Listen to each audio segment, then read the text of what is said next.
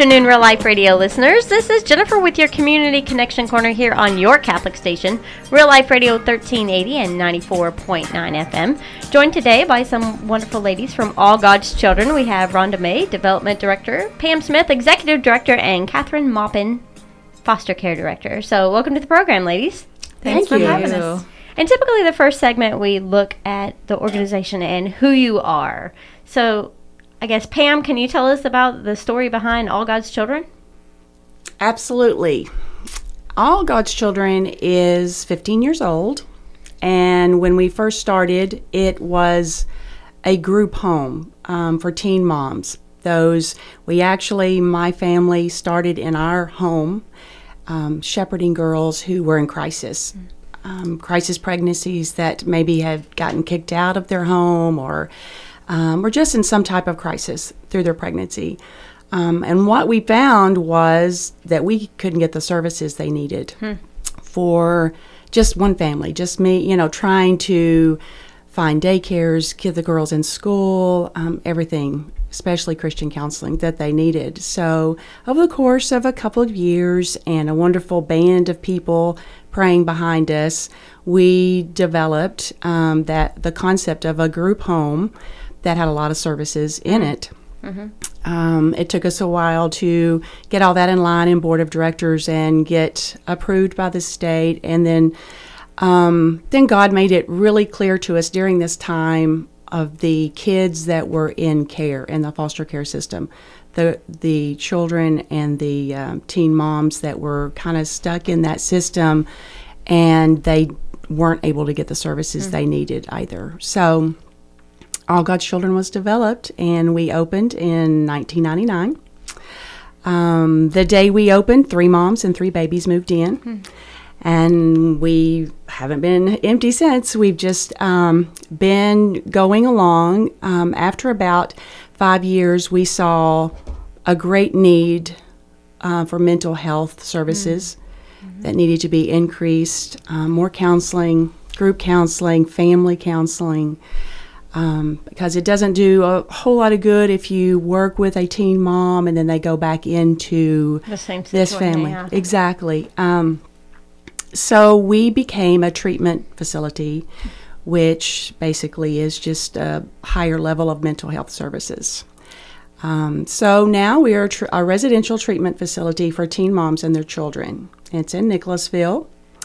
We can house up to 26. And that's combination moms and babies. Okay. So the girls may come there pregnant or parenting already. So it's a mother-baby home more than just a maternity home. So most of the time they do have their children with them.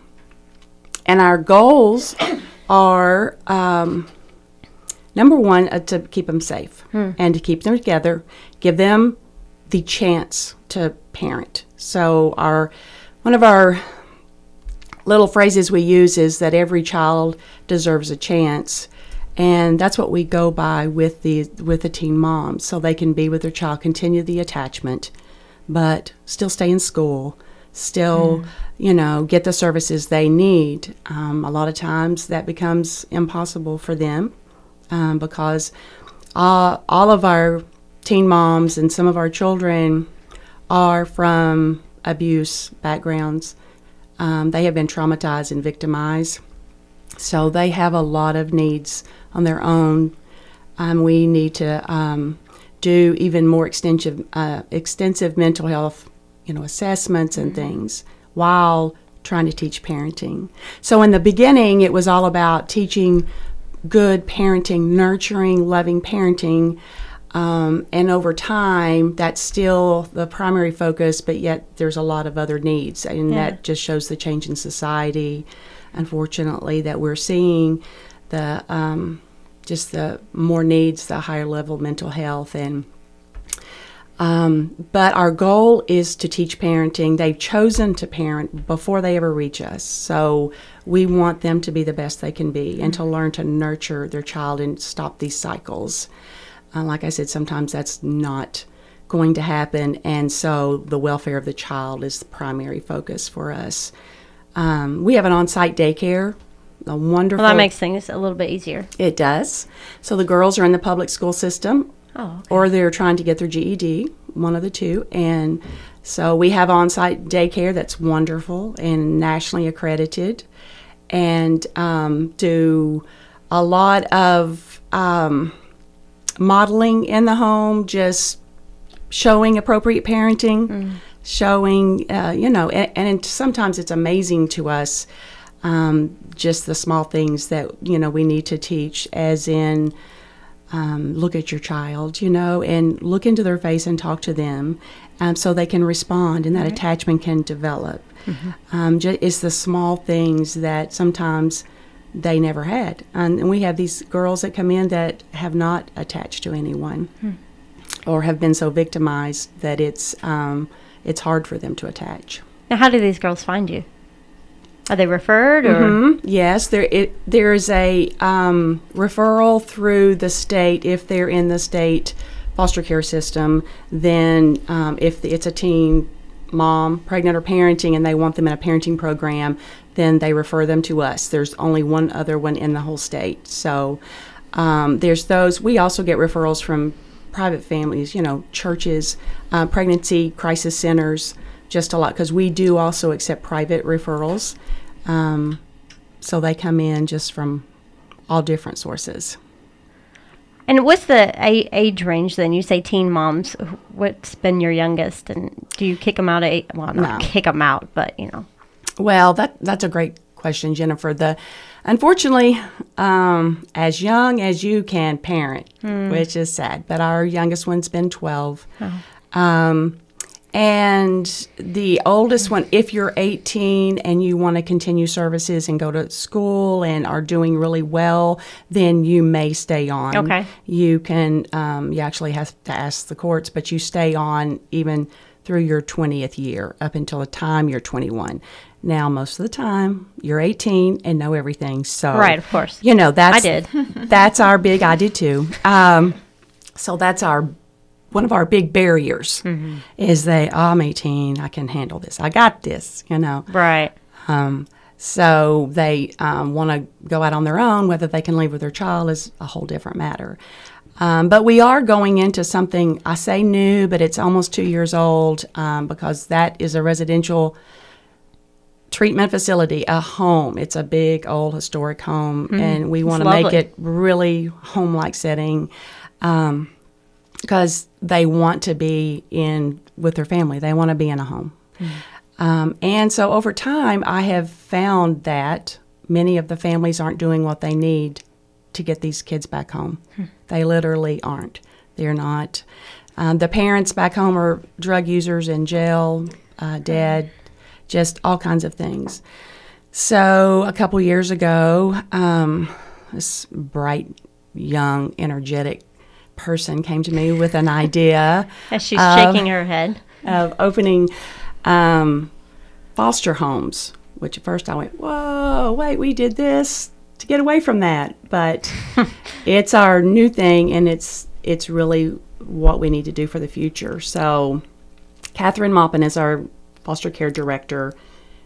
Hello. Hello. So I'll let you describe. I believe you guys have a relationship as well, perhaps, between the two of you. Maybe, yes. Pamela is my mother. So I've kind of been in the background of All God's Children since I was a wee tot. Saw it developed. I was in middle school, I guess. Kind of grew up experiencing it, so I'm very grateful for that experience. And kind of natural for you to get involved. Yeah. Along the way. I guess so. Always knew that I wanted to pursue some form of social work and work with these kids that I saw in my home as a child, and then in All God's Children, through my adolescence. So God had this plan worked out way before we figured it out. Right. So yeah, foster care our program is about 2 years old now, and it's really exciting. So we began seeing in All God's Children the need, kind of like Pam was saying, for these teen moms to finish the program, finish, going through school and learning all the parenting education and still having nowhere to go. And at the end of the day, even though they're 16, even though they may have a 2-year-old child, they want a family. Right. They want to be loved and have that normal family that most of us have experienced, and they've never had that. So we started pursuing foster care and finding loving families in Central Kentucky, Lexington, Nicholasville, Richmond, Versailles, to open up their homes to these young women and their children. And we found some awesome ones. Yeah, it's been incredible, just the love that the community has shown and participated in. So we now have 15 children placed in foster homes in the area. So that's after they finish your program and don't have anything to go back to, then they'd be placed in a foster home? That's always an option. And a lot of times that is what we will recommend if there's nowhere else for them to go. We will advocate on their behalf that they do go into a foster home with their child if they're showing appropriate parenting skills. And we feel like, that bond needs to continue. The need grew so quickly, though, that we started getting referrals for kids other than teenage mothers. So we get referrals for kids of all ages, birth to 18, sometimes sibling groups, male, female, every combination of child you can imagine. So we've placed some younger kids. We try to keep our mission in mind of the teen moms, and we do place teen moms and their babies together. Sometimes we do have to place them separate. We've had to do that a few times as well for safety issues. Right. So yeah, we're growing. We actually just certified 6 families in Richmond. So we're kind of spreading out a little bit. But it's going really well, and God has continued to bless this program, and I'm really excited for what the future holds.